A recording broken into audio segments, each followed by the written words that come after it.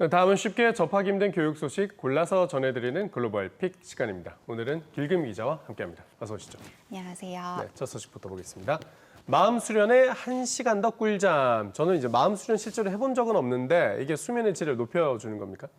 네, 제가 질문 한 가지 드리려고 네. 하는데요. 어젯밤 어떻게 잘 주무셨나요? 저는 어저께 좀 잠을 이루질 못해서 조금 잠을 설쳤던 것 같습니다. 이렇게 잠을 푹 못 잔 날 우리는 평소보다 유독 피로감을 많이 느끼죠. 이 수면 부족은 단순히 건강을 해치는 것뿐만 아니라 이 광범위한 분야에서 우리 신체에 영향을 미친다고 하는데요. 그런데 이런 불면증이나 수면 장애가 최근 아이들 사이에서도 많이 발생하고 있다고 합니다. 이 미국 소아과학회는 이 어린이들의 경우 이 수면 부족이 인지 능력을 떨어뜨리는 것은 물론 비만을 일으키고 심지어 우울증과 자해 가능성까지 높일 수 있다고 보고했는데요. 그래서 최근 주목을 받고 있는 해법이 바로 마음 수련입니다.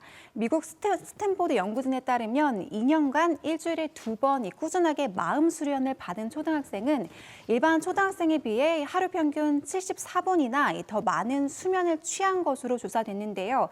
그러니까 이 마음 수련이 하루 평균 1시간 넘는 양질의 잠을 더 잘 수 있게 만든다는 겁니다. 하루에 1시간 잠을 더 자면 진짜 인생이 달라질 것 같은데 마음 수련 가서 도대체 뭘 하길래 이렇게 잠을 잘 자는 겁니까? 네, 이 마음 수련은 호흡 기술과 요가 동작, 또 스트레스 대처법 등 다양한 영역에서 훈련이 이루어진다고 하는데요. 이런 여러 활동들이 긴장을 늦추고 신진대사를 활발하게 만들어서 빠른 안구 운동이 일어나는 이른바 렘 수면을 더 늘리는 것으로 확인됐습니다. 알겠습니다. 학생들이 잠도 잘 자고 건강해지면 좋겠습니다. 그런데 두 번째 소식을 보니까 결석률을 최고치를 기록한 지역이 있어요. 대유행이 현실화된다 이런 우려도 나오는 것 같은데 어느 지역입니까? 네, 영국의 학교들이 또다시 위기를 맞고 있습니다. 이 코로나19로 인한 학생들의 결석률이 역대 최고치를 기록한 건데요. 영국 언론 매체 BBC는 지난주 코로나로 인한 영국 학교의 결석 인원은 64만 명을 돌파해 전주인 37만 5천 명에서 2배 가까이 급증했다고 보도했습니다.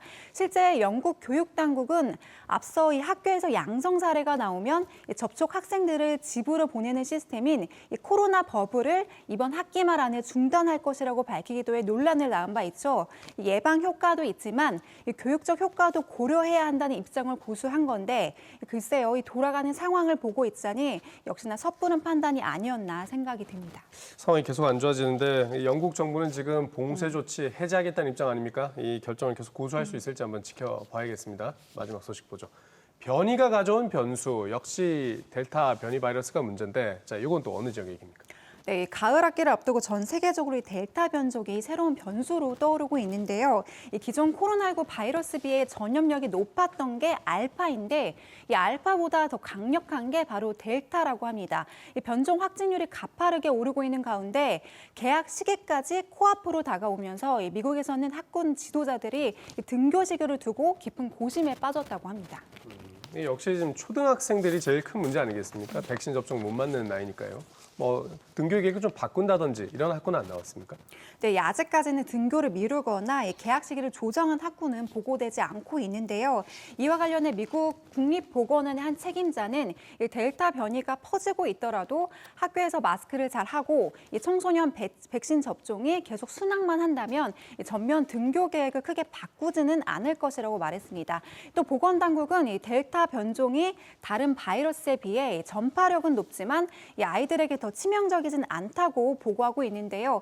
하지만 미국에서 지난달에만 주 평균 8,500명에 달하는 아이들이 계속해서 확진이 되고 있고 최근까지 확인된 어린이 감염 건수도 전체 감염의 14% 이상을 차지할 정도로 적은 수치가 아니기 때문에 계속해서 경계를 늦추지 말아야겠습니다. 네, 우리도 지금 수도권 상황 많이 안 좋지 않습니까? 혹시 참고할 내용이 있을지 계속 지켜보도록 합시다. 길금 기자 수고했습니다.